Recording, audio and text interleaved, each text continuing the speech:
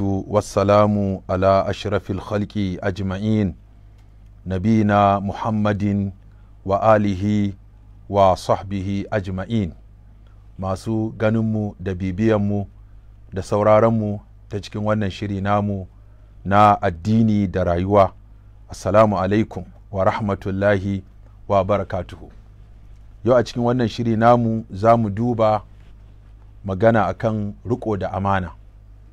Ganin yadda harka amana ta karanci a wannan zamani, a wannan lokaci da muke ciki, kuma dama yana daga cikin alamomin tashin alkiyama ɗauke amana ko ƙarancin amana ko rasa masu amana ko kuma wato a ɗauki mai amana mara amana, ɗauki mara amana mai amana.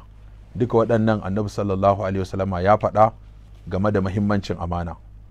To a wannan shiri namu na yau za mu duba mu ga bayani dangane ga mahimmancin amana.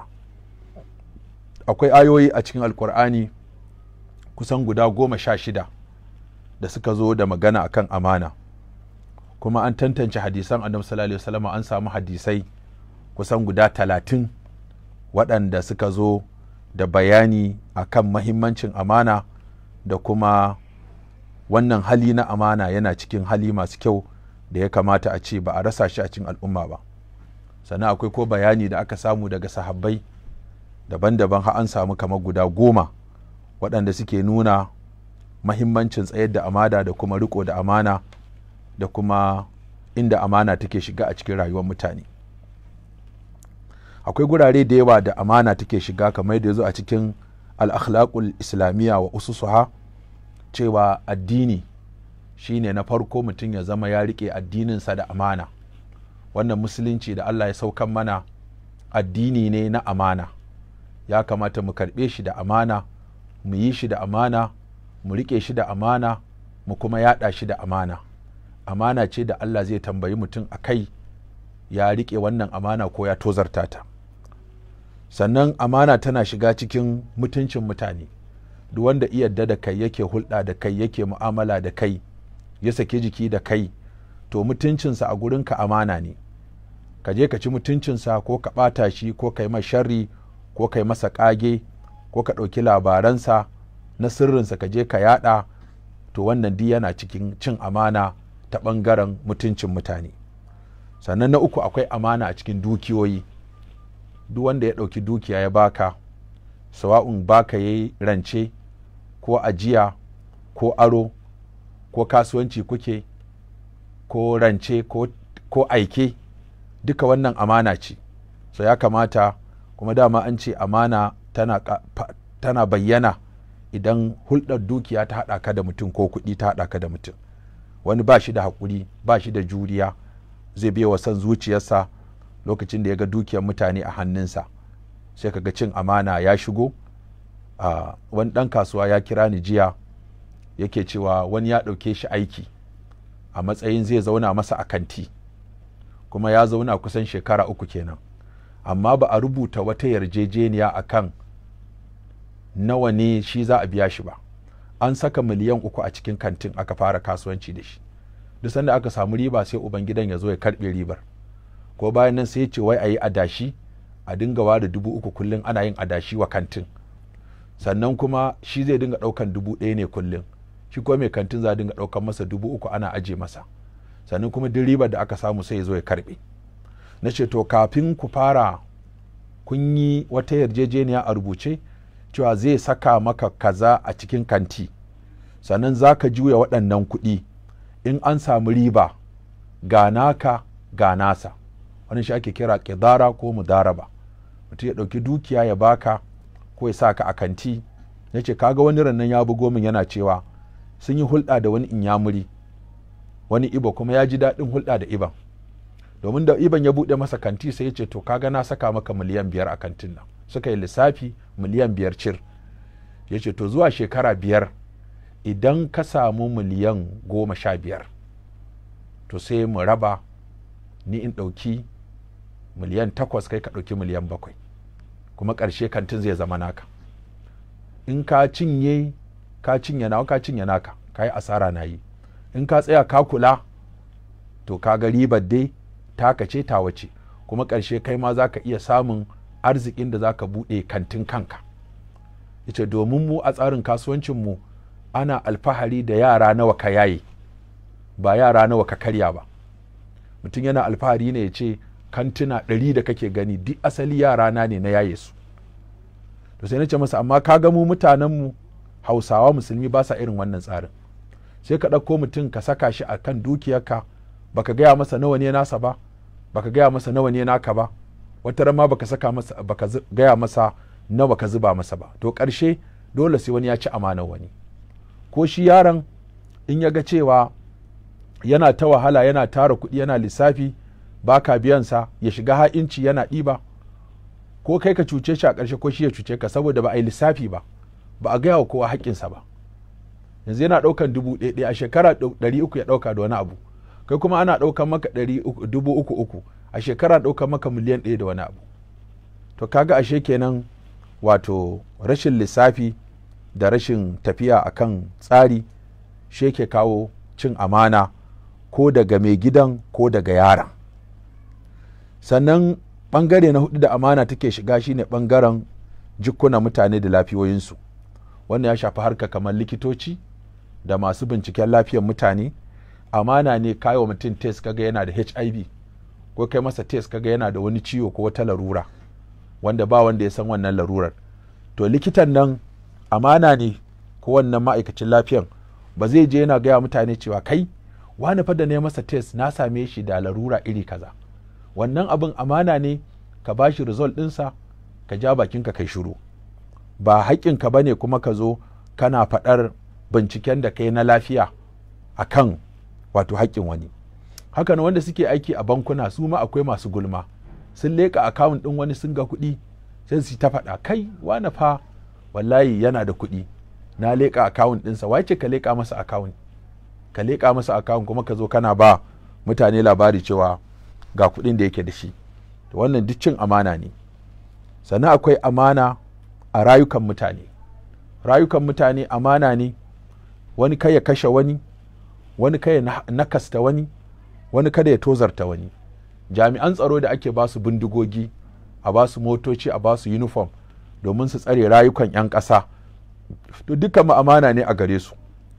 Bai kamata su dinga tangala fifi da rayukan mutane da digirgire da rayukan jama'a ba.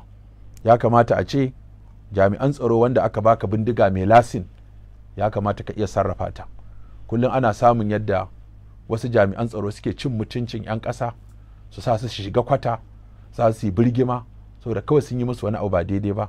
Ko kwanan nan naga an buga kafafen yada labarai wani jami'in soja da yema wata ma'aikaciyar lafiya dukan tsiya, da kuma wata da aka sa wata ta birgima a cikin kwata.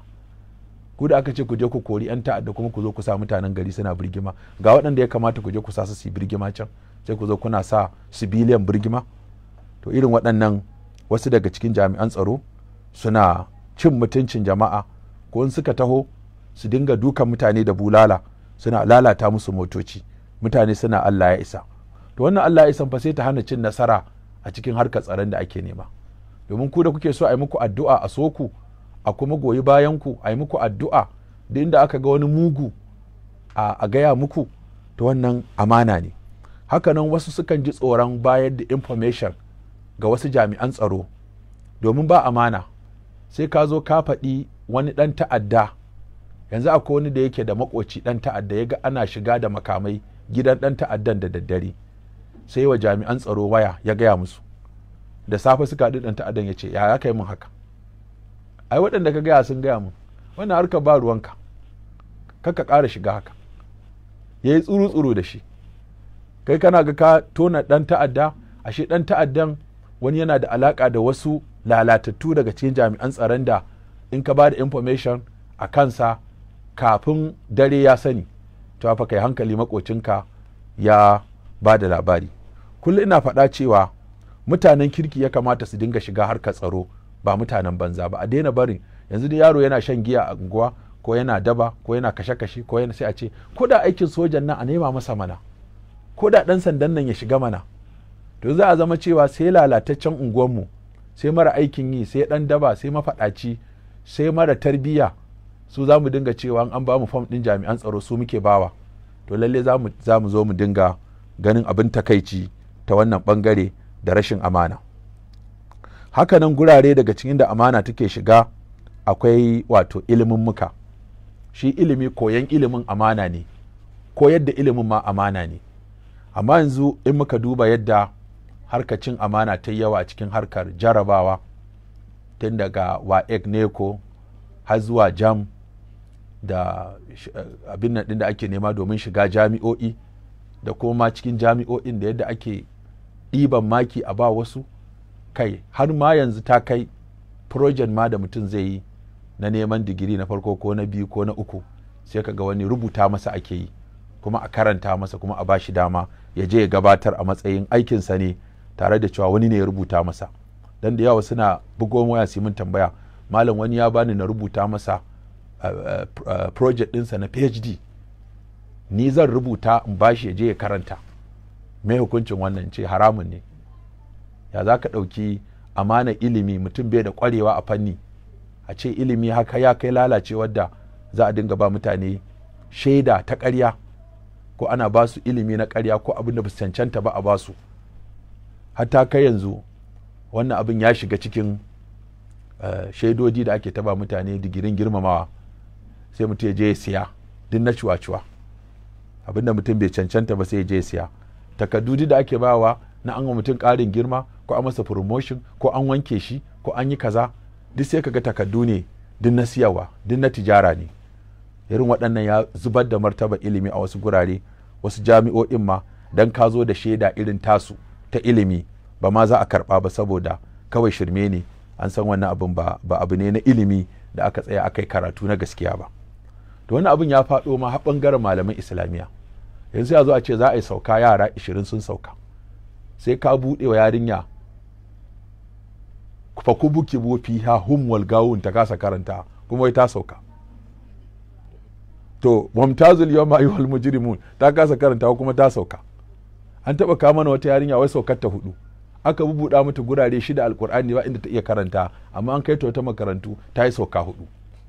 Da su ma ustazan da ya sayyidin suka gano cewa ana karɓar kuɗi ne a wajen biki, sai kawai su azazzama yara ba ai zuku ai maza a sauka, sai a ce za a haɗa sauka alkur'ani, yara 100 sun sauka, 100 ka ji ana yara 100 sun sauke, amma an ka duba sai ka tarar a cikin 100 nan wato babu ɗaya da ya iya karatun ƙur'ani. To kaga wannan cuwa-cuwa. Har kuma yanzu an fara naɗa gwani, shi ma gwanin na cuwa-cuwa, irin wanda ake wancan na wato martabatu sharaf da ake ba wa mutum digirin girmama, su ma yanzu an fara gwani fa sai wanda ya fa ƙware alƙur'ani sosai, amma har bikin naɗa gwanayi ake yi, da wanda suka cancanta da wanda ba su cancanta ba. Yanzu kawai ranar sai ga wani mutum kawai ɗan kasuwa wai an naɗa shi gwani a wata makaranta,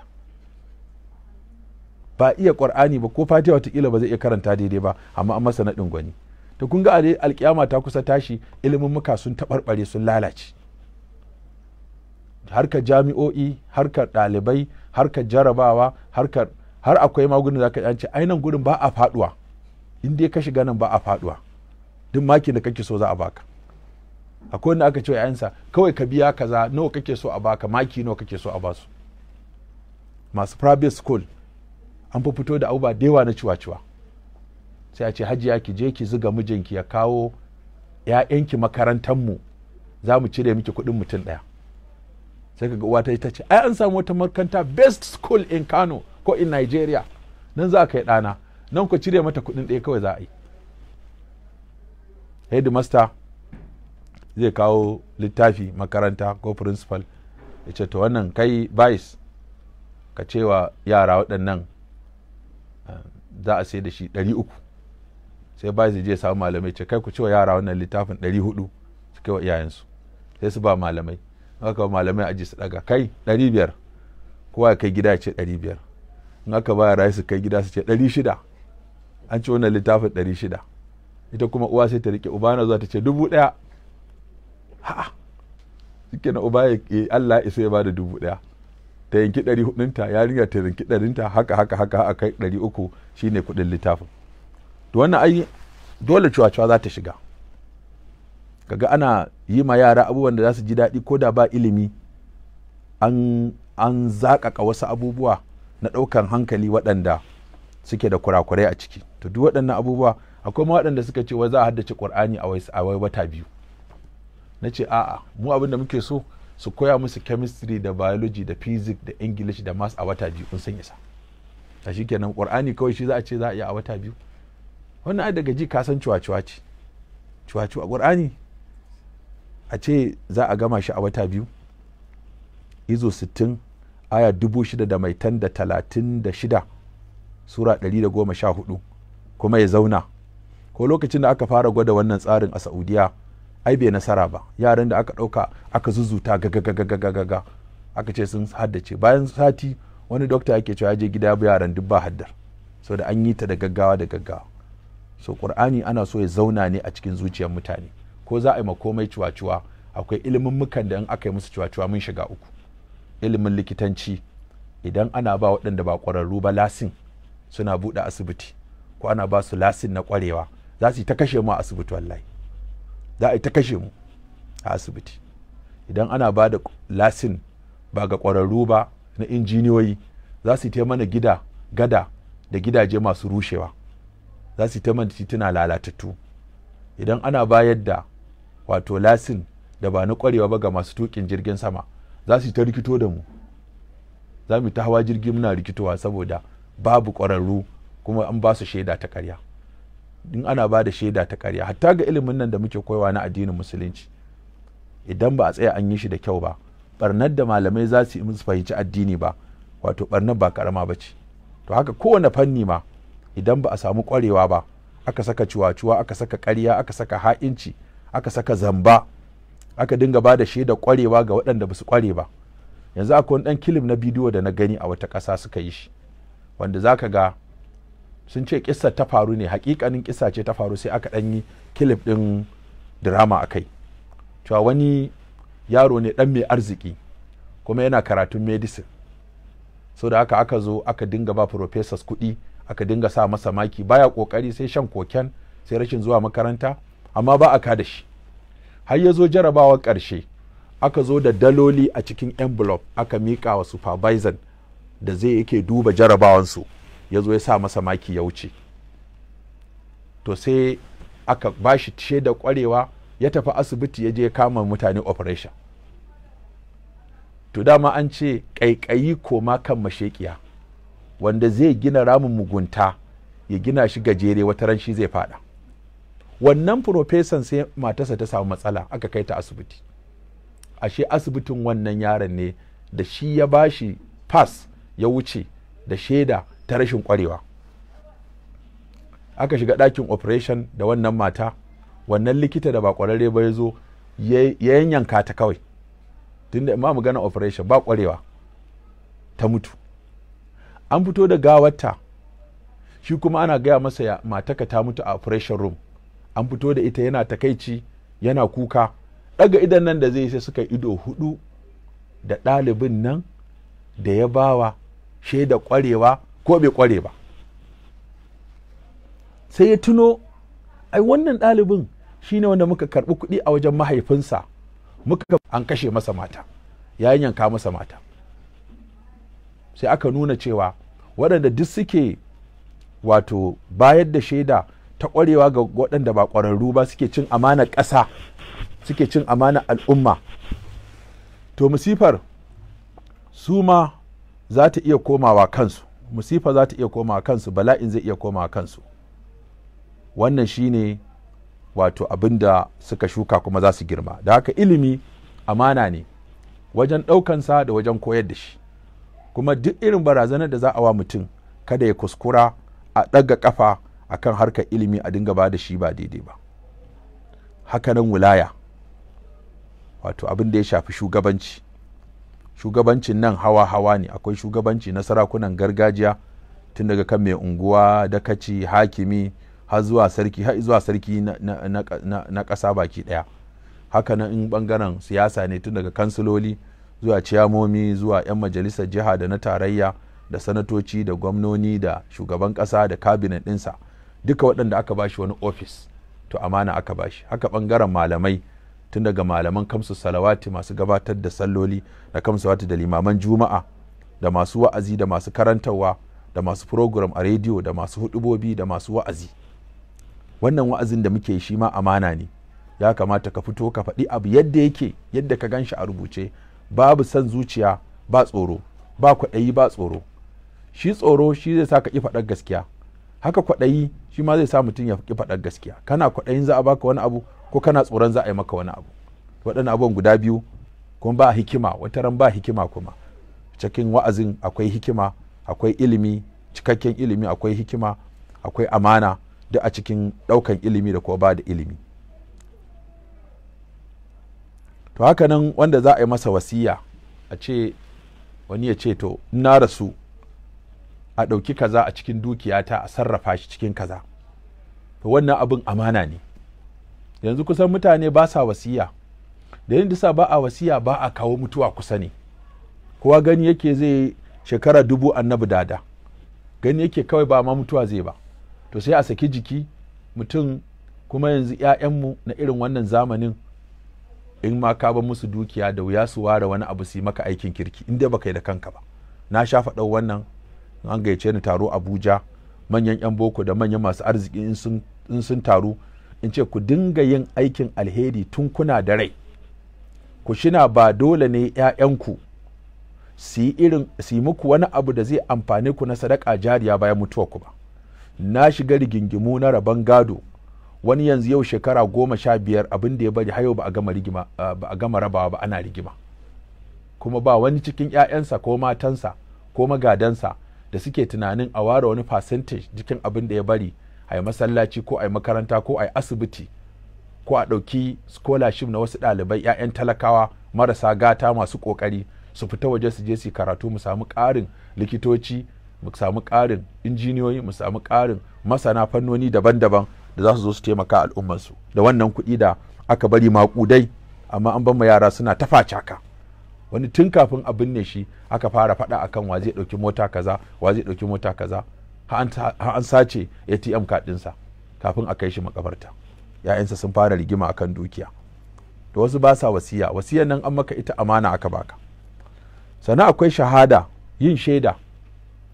Shaida dama Allah ya tanana ta, ita ma shaida tana cikin amana.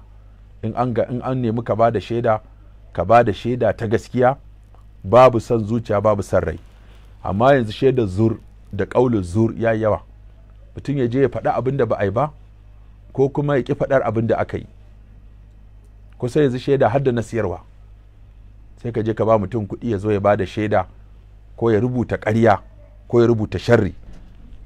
In muka duba hatta irin harkokin na namu na social media, irin abubuwan da ake zubawa da abubuwan da ake bazawa da abubuwan da ake rubutawa da yadda ake comment da liking da sauransu, za ga cewa babu amana kwata-kwata a cikin wannan lamarin. Kowa ya rubuta abin da ya ga dama, ya ciro abin da ya ga dama, ya yada abin da ya ga dama. Wai za a zagi annabi sai mutum ya yada. Ni ban ga hikimar yada ba. Malam zan turo maka wani da ya zagi annabi ka je mai faɗa, ce ba na bukata.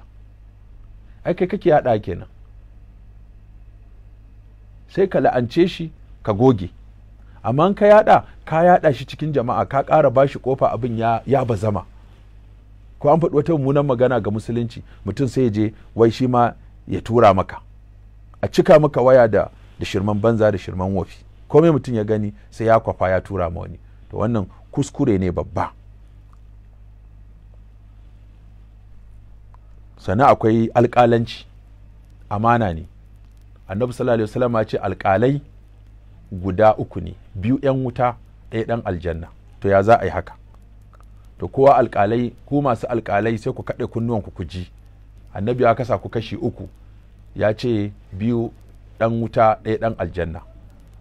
Sai ya ce wanda ya san gaskiya kuma yanke hukunci akan gaskiyar da ya sani, bincikensa ya nuna masa iya gaskiyar da ya sani ita ce kaza, kuma yanke hukunci akan wannan gaskiyar da ya sani ba tare da tsoro ko kwaɗayi ba, to wannan shine alƙali ɗan aljanna.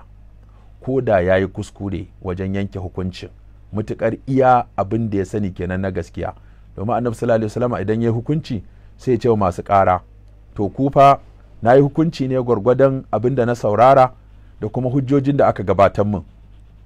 Kai dalilin da yasa na baka gaskiya saboda iya bincike da aka gabatar min da hujjojin da nake da su a hannu ya nuna kai ne mai gaskiya. To amma fa haƙiƙanin mai gaskiya Allah ne ya sani. Idan na yi maka hukunci akan na baka gaskiya, wannan fa ba zai wanke kai tsarkake ka a gaban Allah ba, in ka san kai ne baka da gaskiya. Abin duk da zan baka na haƙƙin wani sakamakon hujjojin da ka gabatar sun fi ƙarfi, to wuta na yanka maka sai ka yi amansa a gaban Allah ranar alkiyama, in ka san ba naka bane. To kaga wannan shine alƙali wanda yake na gaskiya. Sannan alƙali na biyu wanda shi dan wuta ne, shine alƙalin da ya yi hukunci ma da jahilci. Ya yi hukuncin amma da jahilci, bai tsaya ya tantance, ya saurari hujjoji, ya bambance, ya tantance, ya yi taka tsantsan, ya bi a sannu har gaskiya ta bayyana a gare shi ba. Kawai ana kawo masa abu kawai sai ya hukunci. To wannan dan wuta ne, ko da ya dace da gaskiya, tunda ba gaskiya ya nufa ba, da jahilci yake wa mutane hukunci. Yanzu ko za ka ga alƙalai da neman mutum ake alƙalanci yana gudu, amma yanzu yadda ake naɗa alƙalai a wasu gurare, akwai wanda ma fa masinja ne ma aka mai da shi alƙali daga ba, masinjan alƙali ne. To kaga irin wannan akwai abin takaici kwarai da gaske. Dole ne masu ɗaukan alƙalai sai sun dinga tantance masu ilimi, kuma a ba su dama su dinga ƙara karatu da ilimi da bincike, ba kawai sanayya ko kuma soyayya ko kuma karɓar na gora ba. Duk waɗannan za su ɓata harkar alƙalanci, kuma ba za su ba mutanen kirki dama ba. Haka kenan. Sannan na uku, wanda ya san gaskiya kuma ya take ta. A bincikensa da hujjojin da suke da su ya nuna wane ne yake da gaskiya, amma saboda sanayya ko saboda alfarma ko saboda ya karɓi wani abu ko saboda wannan yake so ko saboda soyayya ko kusanci ko ƙabilanci ko addini, sai ya ɗauki gaskiyar ta wani, saboda ba addininsu ɗaya ba, ko ba ƙabilarsu ɗaya ba, ko ba yankinsu ɗaya ba, ko ba jam'iyyarsu ɗaya ba, ko ba ɗariƙarsu ɗaya ba, ko ba addininsu ɗaya ba, ko kuma masoyi ne ko ɗan uwa ne ko makusanci ne ko mai gida ne ko ai wata alfarma daga sama ko kuma wato wani abu daban. To duk waɗannan mutum ya riga ya ci wuta balbal, kuma alƙalancinsa bai yi ba. Wal kitabatu, haka na rubutu shi ma amana ne. Duk mutumin da ya ce rubuta min, yanzu nan wani haɗa rigima, kai ka zo ka ce ya rubuta mata ka saki ɗaya, sai ya rubuta 3, aka naɗe takarda aka yi wa mata, ta kwashe ka ta tafi gida. Bayan an sulhunta aka zo aka ce ta koma, ta ce ai takarda 3 aka rice, a shi fa ɗaya ce a rubuta. Aka kira mai rubutu, to kai me yasa kai haka? Wal yaktub bainakum katibun bil adl, me yasa kai haka? Ce ai kamar ya ji ya ce 3 ne. To ba da ka gama ba sai ka sake karanta masa ya ji ba. To da haka yanzu ya hukunci, ya za a yi hukuncin da abin da shi mai gida ya faɗa a rubuta masa saki ɗaya, ko da 3 da shi wancan mai rubutu ya rubuta. Dole muka yi fatawa cewa a koma kan abin da mai gida yake nufi shine 1, a rushe wannan 2 da shi wancan mai rubutu ya ci amana ya ƙara ba tare da an sa shi ba. Wa naqalul hadith, haka nan ciro magana, wani yayi magana yadda ya faɗa ka je ka isar da ita haka. Amma yanzu in kai magana ta minti 1, kafin ta zagaya ta koma minti 15. An dinga mata kwaskwarima, ana baɗa mata gishiri, ana sa mata magi, a sa mata kafu onga, ana sa mata kafu zabo. In ta gaskiya ce an dinga gutsire ta. Ziran nan wani mai gida ya bugo min waya, akara makalla ka tada hankalin matata. Nace me kuma ya faru? Wani wa'azi kai ka ziga matata. Nace ni na san ba da matarka, tura min wa'azin in gani. Da ya tura min wa'azin sai na ga wa'azin na sakan 29 ne. Nace to ni dai ban taɓa yin wa'azi sakan 29 ba. Nace abin da ya faru, matarka ta yanko ne a cikin wani dogon wa'azi, sai ta yanki daidai inda ya mata daɗi, iya sakan 29 ta tura ma. Nace amma wannan laccar da ka gani na yi ta ne a Katsina University, wato Alƙalam University na ita, kuma laccar kusan awa 2 ce da wani abu akan kishi a musulunci. Na yi bayanin haƙoƙin maza da haƙoƙin mata da kashe-kashen kishi da abubuwan da mutum ya kamata ya kiyaye. To matarka sai ta gutsiri iya inda ya mata, inda na ce ba a haɗa mata a cikin gida ɗaya, mata 2 sai da izininsu. Na yi kuma sharhi, sai ta gutsiri iya nan, ta ce to mala ya ce tunda za ka ƙara aure dole ne ka nema min gidana. ce kaga na yi bayani dalla dalla, akwai wanda suke a haɗe su ce a rabe su, akwai wanda suke a rabe su ce a haɗe su, akwai wanda dama a haɗe ne, al'adar garin a haɗe ake tafiya, kaga ba su ce ka raba su ba. Akwai al'ada kuma da araba ake tafiya, ba su zo su ce ka haɗa su ba. Akwai al'ada kuma da ana haɗawa ana rabawa. Akwai kuma inda sai ka nemi izinin mace ka ce to zan kawo ta gida kaza, da wacce za a kawo da wacce za a ba sai an yadda a haɗa su. Akwai lokacin da kai kanka in ka haɗa su zaka ga rigima ta yi yawa, zaka nemi ka raba su. Akwai lokacin da in ka raba su zaka ji ba daɗi, zaka nemi ka haɗa su. Duk da yi bayani dogo, amma matar nan sai ta yanki sakan 29 ta tura mijinta ta ce ga abin da malai ce. Nace to zan tura maka link na lacce gaba ɗaya ka saurara ka ji inda aka yi bayani. Nace dama yanzu mata da maza haka suke mana. In kai wa'azi kai bayanin haƙoƙin mata akan maza, haƙoƙin mata akan maza, sai mace ta gutsiri nan ta tura mijinta. In kai magana kuma kan haƙoƙin mata akan maza, sai su kuma mazan su gutsiri nan sai su tura matansu. Wato kowa ya fi so a taɓa ɗan uwansa. Mata sun fi son muka yi wa'azi a dira kan maza sai su ji daɗi. Hakanan su ma maza sun fi son zai wa'azi a dira a yau mata kaca sai su ji daɗi. Ta yi wa'azi ba don wai kai miji ka ji daɗi ko mace ka ji daɗi ba ne. Akwai wanda ya zo ce malam duk wa'azinka kana goyon bayan mata. Na ce to, na ce yanzu kuma ne bugo mu ya ce shi kuma duk wa'azi na ana goyon bayan maza, ya dangana ga wani wa'azin ka ji. Wata ta bugo ta ce duk maza ake goyon baya a wa'azin da ake, wani ya bugo kuma ya ce wai mata ake goyon baya. Ce to kaga ya dangana ga wani wa'azin ka ji. Idan mutum ya ji wa'azi ana bayani akan haƙoƙin maza akan mata ya masa daɗi sai iyanki nan, kowa sai iyanki inda yake so. Ba za ku bar full lacca ɗin da muka yi ta tafi gaba ɗaya, saƙon ya je gaba ɗaya ba, sai kowa ya gutsira ya gugutsire, sai a dinga gutsira. Za mu yi lacca awa ɗaya sai kaga an maida ita sakan 29, an maida ta TikTok an tura. Wannan TikTok ɗin akwai bayani a kansa. To wannan amana ne ka dinga ciro maganan mutum, a daina gutsirewa ko har haɗa, a haɗa magana guntuwa a haɗa magana, wato kaga wata magana ta tashi daban.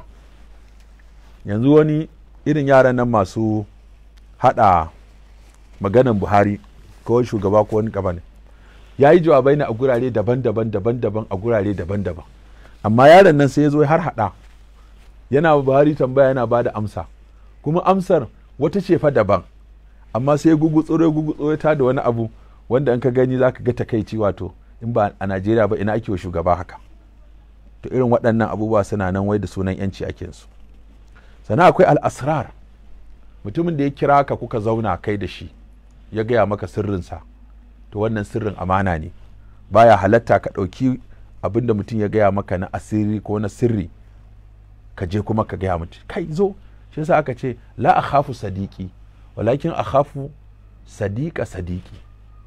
Wani ce ni ba na tsoron abokina amma ina tsoron abokin abokina. Me ake nufi da wannan magana? Kai ne abu ya same ka na sirri sai ka kira wanda ka aminta da shi ka gaya masa. Kai ka aminta da shi ka gaya masa, to shi ma ya aminta da wani. Ka ce zo wata magana ce ta sirri amma na yadda da kai barin gaya ma. Ka gaya masa, shi ba ya je samu wani ya ce wata magana ce ta sirri na yadda da kai barin gaya ma. Shi ma na ya je ce ina da wata magana ta sirri barin gaya ma. Da wannan kowa ya aminta da kowa din nan, sai magana daga fadar shugaban kasa ka ji mai sai da tattasai yana faɗa cewa jiya shugaban kasa sun zauna da wani an yi bayani kaza, a bakin mai sai da tattasai a bakin tasha ko mai sai da shayi da burodi ka ji yana maka bayanin abin da aka yi a abin nan State House. Da kaga wannan abin takaici ne, wato surutu mai yawa. Wani kuma zai ji daɗin miya aikin ofis sai je gaya matarsa kai hajiya ai yau mun je ofishin gwamna ko ofishin shugaban kasa ko ofishin jam'iyya an ce kaza an ce kaza an ce kaza. Ita kuma hajiya tana ta naɗa, da an je gidan biki wajen taro cewa miji na ayinan nan kun zaga jaka, shikenan ta baza a gidan biki. Wannan sirri da aka yi ko wannan taro da aka yi ko wani abu da aka tattauna, in haka ne a dinga sa mana taron shugaban kasa din da cabinet ɗinsa a talabishin, so ake kowa ya san abin da ake tattauna. Amma fi so sai an gama an yanke sai a gaya 'yan jaridu ga abin da aka yanke. Amma yau sai ka ga duk waɗannan abubuwan wato suna nan suna ta yawo. Haka ar-risalat, mutumin da aka ba shi sako ya kai, aka baka sako ka kai, to wajibi ne ka kai sakon nan inda aka ce ka kai, sanda aka ce ka kai, yadda aka ce ka kai, kaka buɗe. akwai wanda ake su da sako suna tafiya suna budewa suna leƙa, akwai wanda aka aike shi da wata wasiƙa ya kawo min ya bude yayyayyayyay gam din ya koma ki koma, to sai je siyo wani envelope wanda ya fi wannan girma sai ya zira wancan a ciki sai ya silin wannan. Ina zuwa na bude na ga envelope guda ne, ka gaya min gaskiya wannan envelope ba guda biyu aka baka ba, envelope ɗaya ne kai ka bude ka leƙa da ka ji da ɗan tudu shine ka bude ka leƙa kuma ka kasa liƙewa shine ka siyo wani envelope ka sake tusa ta guda biyu. Allah akrama kallah dai an yi kuskure in ji to aka ake ko ma me a ciki na ruwanka ka ɗan ji tudu envelope ka ɗauka daloli ne ko sterling pound ne ko kaza ka bude sako kawai kai wa malam sako shikenan ka ji da tudu ba ruwanka da tudu na ko na me sako ne aka ce ka kawo mun sai kawai ka zo ka bani kai da bakin ka kai shiru, amma ka ji sako mai tudu a envelope sai ka bude ka leƙa kar makalla kuma ya bude ya kasa liƙewa. To waɗannan abubuwa suna nan. Wasam'u haka abinda ka jiyo ko da kana hira ne ka ji ana faɗa a wani gida miji da mata suna ta faɗa, to kaka je masallaci kuma bayan asuba cika aje wato makocina sun yi ta damba da matarsa, ai na jiyo wato jiya abin ba daɗi ta naushe shi ya naushe ta, wai saka me naka a ciki, in ba kai musu addu'a Allah shirya su ba me zaka abin da ka ji kuma zaka je ka yada. Haka basaru wani ya dinga leƙawa cikin gidajen mutane sai ya hango wani abu, wani ma da ya hango sai ga ya ɗauko kyamara ya fara ɗauka sa wata yarinya nan ta bugo tana mun kuka akan ta yarda da wani saurayinta ta aminta da shi sosai, shikenan sai suka yi video call, ita kuma tana zaune ne akan gado babu ɗan kwali a kanta kuma ta yi ɗaurin kirji, sai suka yi video call ɗin aka ashe shi recording yake. So da ya ɗauka shi kuma sai ya je ya aje matarsa ta ɗauka ta gani,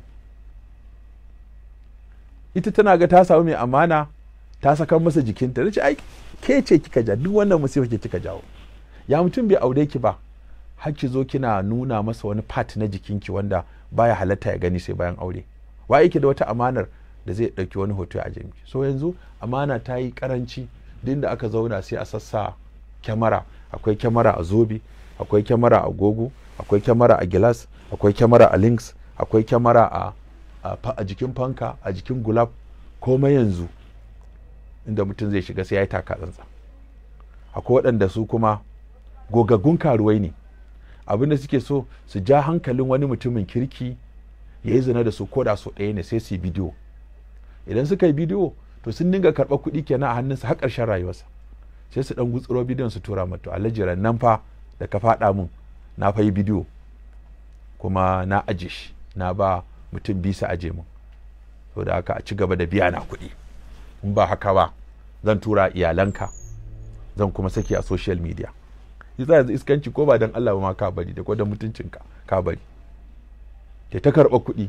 Yasa wani zaka ga wata karuwa na zuwa ofishin sai ga ya tsure saboda ta masa bidiyo yana fasikanci da ita, ko kawarta ta musu bidiyo sai ga ya tsure ya dakatar da komai ya ji ya saurare ta, komai kake so in ka ba wannan karuwa za ta je ta karɓo maka a ofishinsa, to da ya riga ya kuskure ya faɗa tarkon karuwa kuma tana ta wujijjiga shi tana wuji da shi. Wannan ko da mutum ya kare mutuncinsa sai wannan. Duk waɗannan abubuwa da muka lissafa amana tana shiga cikin waɗannan abubuwa kuma tana taka rawa, idan mutum kuma bai kula da ita ba to ya ci amana. Malam Ibnul Jauzi yana cewa amana alƙur'ani an kawo ta ɓangarori guda uku. Akwai amana da ma'anar farilla, abubuwan da Allah ya farlanta mana mu yi na addini, shine a cikin suratul Anfal aya ta 27 Allah ta'ala ce ya yi wallazina amanu la takhunu Allah war rasula wa takhunu amanatikum wa antum ta'lamun. Yace ku masu imani kada ku ha'inci Allah, kada ku ha'inci annabi sallallahu alaihi wasallam, kada ku ha'inci amanonin da aka danka muku, wato amanoni na addini.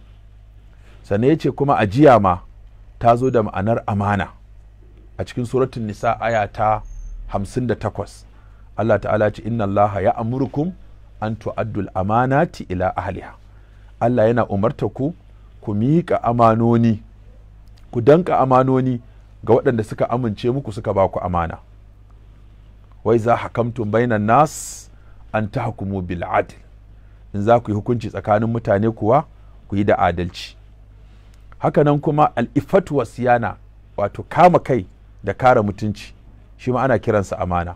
Yasa ce inna khayra man ista'jarta al-qawiyyul amin wa inni alaihi laqawiyyun amin. Wato mutum ya zama mai karfi ko mai amana. Kun ga a cikin kisa annabi Musa, wannan yarinya da cikin ƴaƴan bawan Allah din nan mutumin kasar Madian, wasu sun ce annabi Shu'aibu ne amma ba annabi Shu'aibu bane, dan ba a zamanin annabi Musa aka yi shi ba. Take cewa ya abatista ajirhu, baba ka dauke shi aiki, inna khayra man ista'jarta al-qawiyyul amin. Mafi alherin wanda ake dauka aiki wato shine mai karfi kuma mai amana. Shi sa Allah ya ce fa in amina ba'dukum ba'dan falyu'addi allazi itumina amanatahu wal yattaqillaha rabbahu wa la taktumu shahada. Allah ta'ala ya ce idan shashin ku ya amince wa shashi, to wanda aka amincewa ya bada amanar da aka bashi kuma ya ji tsoron Allah mahaliccinsa, kar ku boye shaida. Cikin suratul baqara aya ta 283. Hakanan kuma ayoyi ga sunan da yawa da Allah ta'ala ya ta magana ya bi muminai, wallazina hum li amanatihim wa ahadihim ra'un, waɗanda suka zama masu kiyaye amanoninsu, masu kuma kiyaye alƙawuransu, suna cika rike amana kuma suna rike alƙawari. Allah ta'ala ya ba musu da wannan. Hakanan kuma Allah ta'ala ya ce inna aradna al-amanata ala samawati wal ard, na bujiro da amana zuwa ga sammai da ƙasa, fa abaina an yahmilnaha, suka ce ba za su iya daukan amana ba, wa ashfaqana minna, suka ji tsoron daukan amana, wa hamala hal insanu, amma dan adam shi ya dauki amana. Dan adam da ya dauki amana kuma ake zargin sa da shi ya ci amana, ya kasa kula da amana. Ana akwai hadisai da Annabi sallallahu alaihi wasallam ya ja hankalin mu akan muhimmancin amana. Daga ciki akwai hadisin da yake cewa ayatul munafiq thalath, alamomi sayin da ake gane munafiki da su guda uku ne. Za haddasa kadhaba, mutumin da in yana zance yake shirga ƙarya, wa iza wa'ada akhlafa, idan ya dau alƙawari yana sabawa da gangan, wa iza atumina khana, in an amince masa kuma ya ci amana. Wannan alama ce ta wato mutumin banza. Yace addil amanatu ila man itamanaka, ka bada amana ga wanda ya amince maka, wala takhun man khanaka, kada ka ha'inci wanda ya ha'ince, kaka ce sai ka rama ha'inci. a arba'un man kunna fi kana munafiqan khalisan. Abubuwa guda hudu halaye ne duk ba su da kyau. In aka samu mutum da ɗaya daga ciki ko biyu daga ciki ko uku daga ciki ko hudu, yanzu waɗannan halayen da annabi ya ce ba su da kyau guda hudun nan, wani musulmi ne shi amma duk yana yin su. Wani uku daga ciki yake yi, wani biyu daga ciki, wani ɗaya daga ciki, wani ma Allah ya so shi baya yin ko ɗaya, ko yana yin ma bai shahara da shi ba. ce man kana fi khaslatun minhunna kana fi khaslatun minan nifaq hatta ya da'aha, wanda duk aka same shi da waɗannan siffofi ko halaye hudu to yana da siffar munafunci sai ya daina. Ina suke? sai ce iza'atu mina khal, duk mutumin da aka amince masa ya ci amana. wa iza haddasa kadhab, in yayi magana ya ƙarya. wa iza ahada gadar, idan ya dau alkawari sai yaudara. wa iza khasama fajar, sannan idan rigima ta hada su sai ya fajara, wato ya ƙi yin sulhu. duk mutum mai yawan husuma da mutane kuma a ta kiransa zuwa ga sulhu da zuwa ga zaman lafiya ya ƙi, to wannan alama ce ta cin amana. Uzaifatul Yamani yake cewa haddasana Rasulullah sallallahu alaihi wasallam hadisai, manzo Allah ya bamu wasu labarai guda biyu. Ra'aitu ahadahuma wa ana antadhiru al-akhar, naga ɗaya ina jiran ɗayan. Yace haddasana anna al-amanata nazala fi jazri qulubir rijal, annabi ya gaya mana cewa amana ta sauka ne a cikin kwarmin zuciyar mazaje. Anan Allah sauke amana, amana ce ta fara shiga zuciyar mutum. Summa alimu min al-qur'ani summa alimu min sunna, sai suka koyi qur'ani suka koyi sunna. Wato ita amana ita ce foundation, sai qur'ani ya zo kai, sai sunna ta zo kai. So da haka sai suka rike amana qur'ani, suka rike amana sunna, suka rike amana iyalansu, suka rike amana matansu. wa haddasana an raf'iha, ya ce mana za a ɗauke amana. yanamun rajulun naumata, mutum zai kwanta bacci, fatuqbadul amanatu min qalbihi, sai a cire amanar.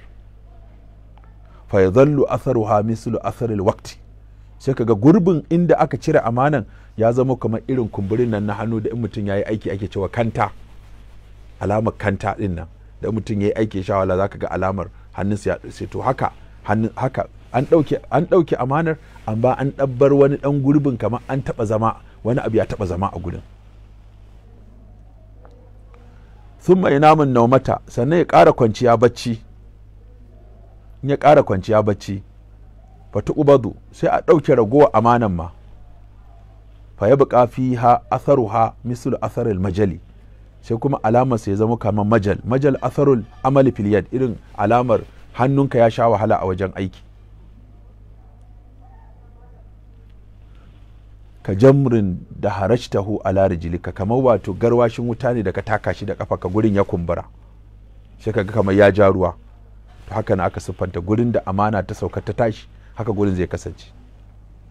wa yusbihu nasu yatabaya'un, mutane za su wayi gari suna siye da siyarwa ko suna neman mulki. fala yakadu ahadun yu'addil amanata, amma za a wayi gari da wuya ka samu wanda zaka bashi amana ya rike maka amana. wata rana sayyidina Umar ya ce da Allah yana son a nemo masa mutum mai amana za a bashi shugabanci. sai wani ya je wanda aka ba shi ya je ya screen din ya tantance, sai zai ga wani mutum baya fashin sallah kullun yana sawun gaba, sai ba da sunansa.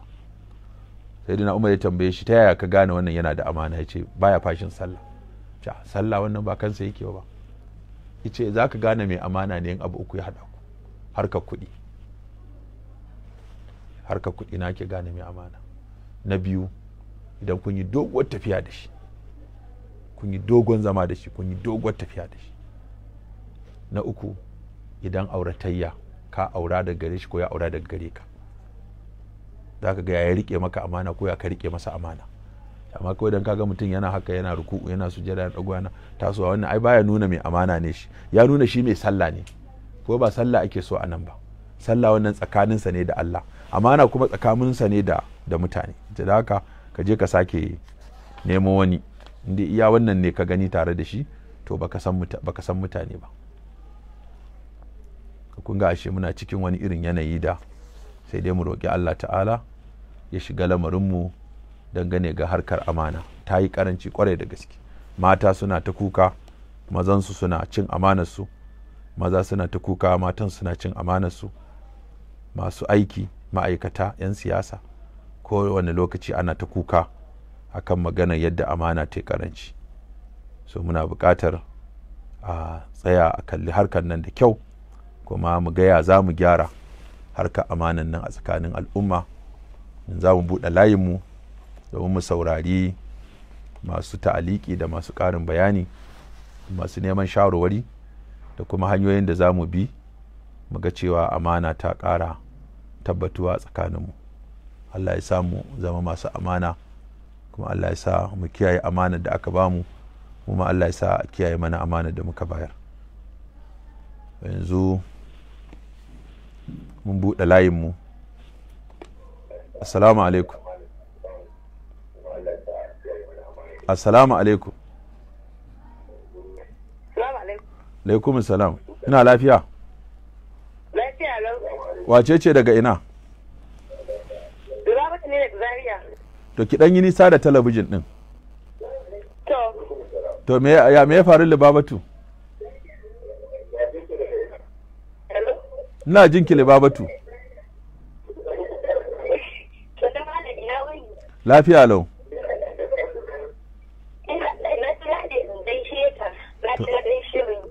To kin ji an magana ya amana? Ne magaisa kuma ina jin daɗin shirye-shiryen ka. To yanzu zaki magana me aiki. Amana kina ji Lubabatu?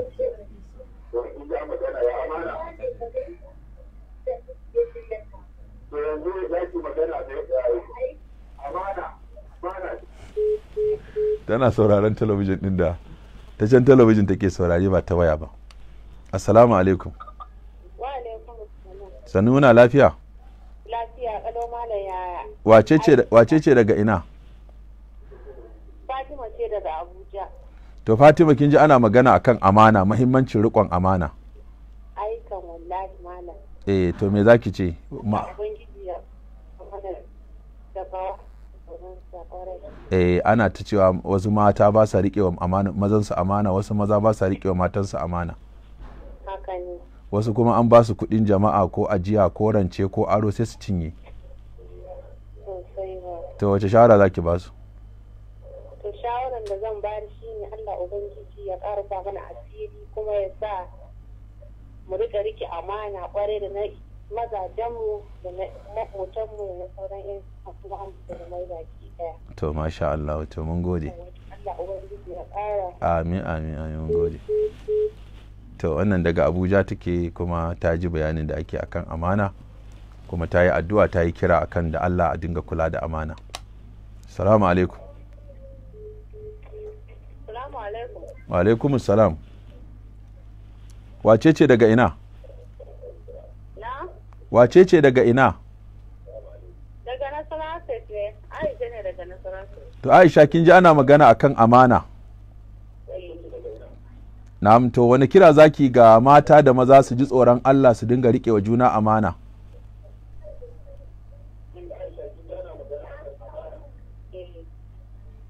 Ina magana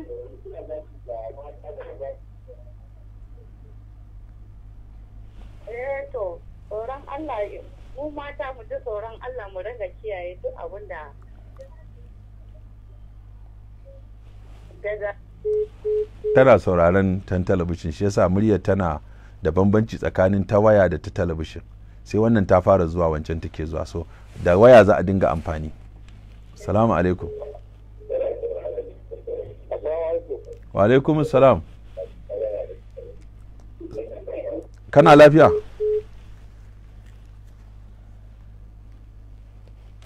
Salamu alaikum. Wa alaikum salam.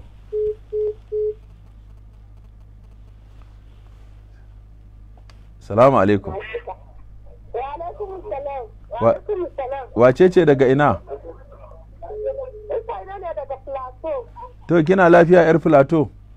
Lafiya kalau malam. To kin ji ana magana akan riƙon amana? Mun gode malam, Allah ya samu su rike amana da gaskiya. Amin amin amin amin yar Plateau. Allah ubangiji ya samu dace.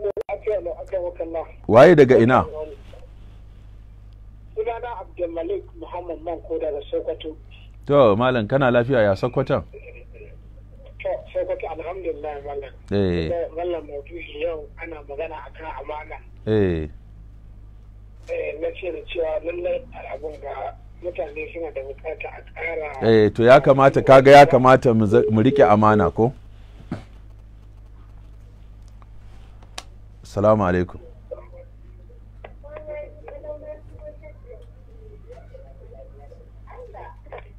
Assalamu alaikum. Sannu, kana lafiya? Alhamdulillah, ya jama'a ya iyali. Waye daga ina? Daga Kebbi ne. To waye ya sunanka? Waye daga Kebbi? Ok, Malam Kabir daga Kebbi. To kaji ana magana akan amana, me zaka ce?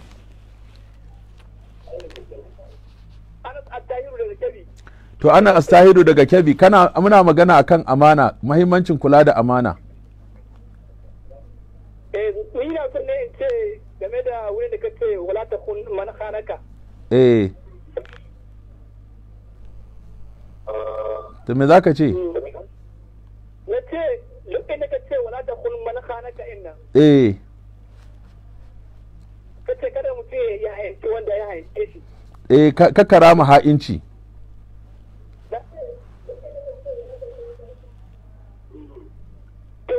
Yanzu da mutum na iya, ko da ka san cewa mutum yana cin amana, kana iya kai hankuri da kyale shi. Sai ka kai shi ƙara.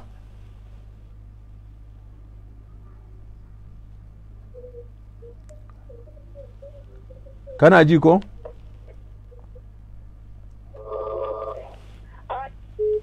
To, abin nan ɗinsa ya yi tsawo da yawa, ba mu ji ba. Assalamu alaikum. Assalamu alaikum.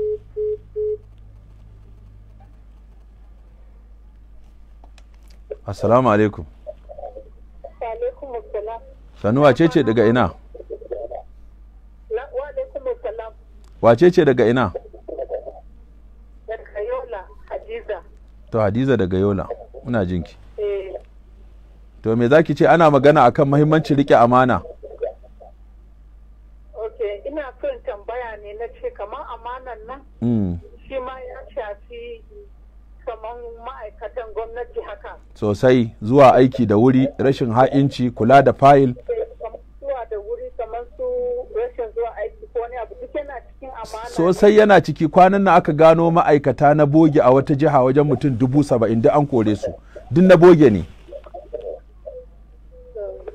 Kin ga ashe ma'aikata akwai ana saka na boge, kawai mutum sai ya ɗauki ofa ya ba matarsa, ya ba ɗansa, ya ba ƙaninsa, ya ba wayansa, suna ta ɗiban kuɗin gwamnati kuma suna zaune a gida ba sa zuwa aiki.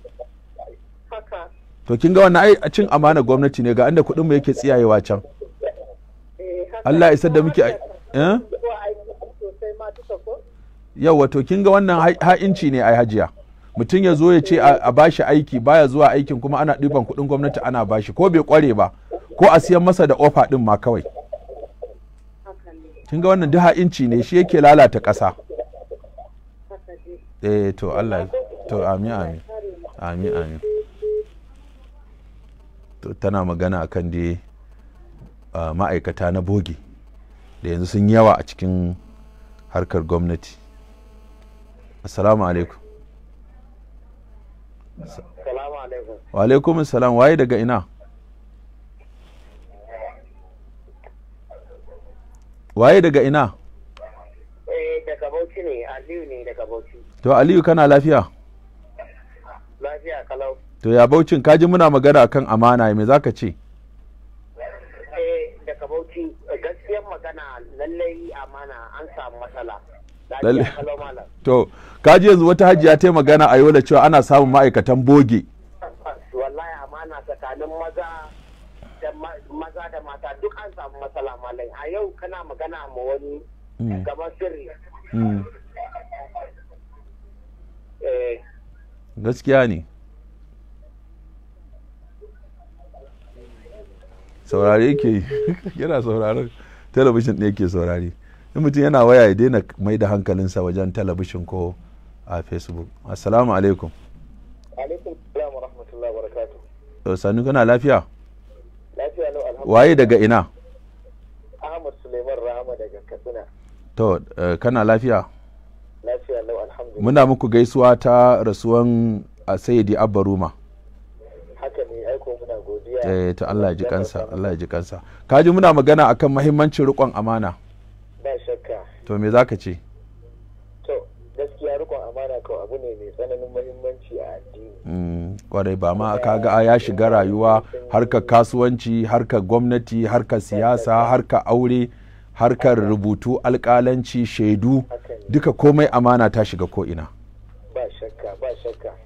To Allah ba mu ikon kula. Mun ji daɗin wannan faɗakarwa ba kaɗan ba. To alhamdulillah. To mun gode, mun gode. Allah ya mana jagoranci wajen ƙara riƙon amana. Amin, mun gode. To har yanzu dai muna tattauna akan amana din nan. Assalamu alaikum. Wa alaikum assalam. Waye daga ina? Yahuza Usman da Goji sunana daga jihar Kaduna. Okay, kana lafiya? Alhamdulillah. Kaji ana magana akan yadda amana ta taɓarɓare tsakaninmu. Gaskiya ne, Allah ya wata mallam. To me zaka ce? Allah ya ji a kowane bangaren kasuwa da ko yaro ka sashi a cikin zuciya ya amana. Wasu sun ce kuma kana ji alaji. Wasu sun ce yaron ne baka gaya masa nawa zaka bashi haƙinsa, sai ka sa mutum a kanti baka gaya masa haƙinsa ba. To wani lokacin kuma Allah ya wata mallam mutane yan gefe haka su da yaran. Ok, su ce alaji yana ta kuɗi kai. Ya kamata kai ma ka dinga ha'inci kana tara kai gida kai sututa. Ka yi lafiyan. Gaskiya ne. Gaskiya ne.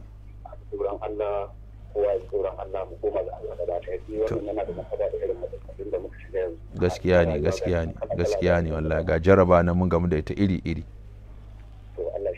To amin. To mun gode insha Allah.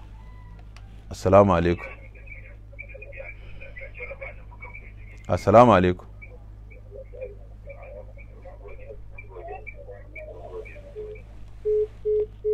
To mun kusa zuwa ƙarshen. Assalamu alaikum. Wa alaikum assalam. Sannu wace ce daga ina? Daga Kano ne. To sai yanzu aka kira daga Kano. Wace ce? Ummu Kulsum ne daga Kano. To Ummu Kulsum, kin ji ana magana akan amana, muhimmancin riƙon amana. Gaskiya ne, amana ta yi karanci malam, musamman ga maza ma. To mata fa ke ki ji tsoron Allah.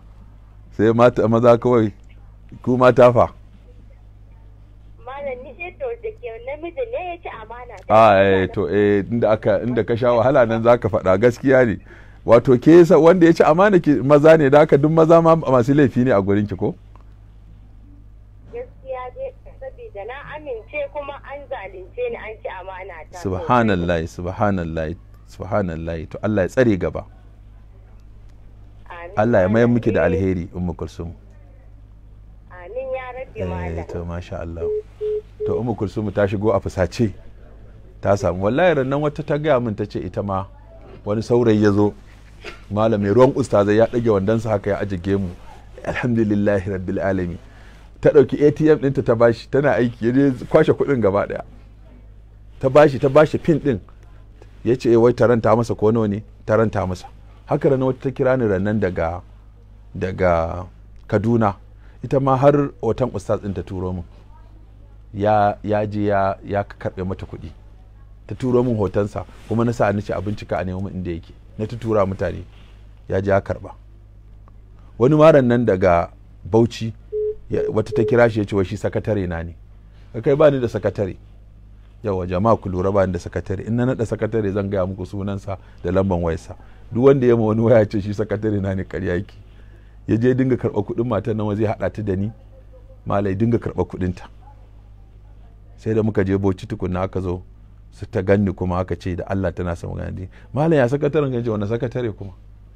Ai wani ya ta abin nan cewa kaza, na ce ƙarya yake, ba ni da wani sakatare. In zan naɗa sakataren zan yi bayani, ni da kaina zan gabatar da shi, in faɗi sunansa kuma in sa mata takarda. To muna ga nan za mu tsaya, jama'a ya haƙuri, wanda suke kira ana ta shigowa da gudu. Mun samu kira yau daga Zaria, mun samu daga Jos, daga Abuja, daga Sokoto, daga Kebbi, daga Yola, daga Bauchi, daga Katsina, daga Kano. Duk muna godiya da waɗanda suka shigo da kuma waɗanda suka ba da gudunmawa. Fatanmu shine Allah ba mu ikon kiyaye amana, Allah kuma ya sa mu zama mun riƙe amana wasu a kanmu, kuma Allah ya sa mu ma amana da muka baya a riƙe mana. Allah kuma ya sa wannan sifa ko da an rasa ta gaba ɗaya, kada Allah ya sa a rasa ta tare da mu. Muna fata Allah ya gyara mana kurakuranmu, ya kuma sa mu dace duniya da lahira. Wassalamu alaikum wa rahmatullahi wa barakatuh.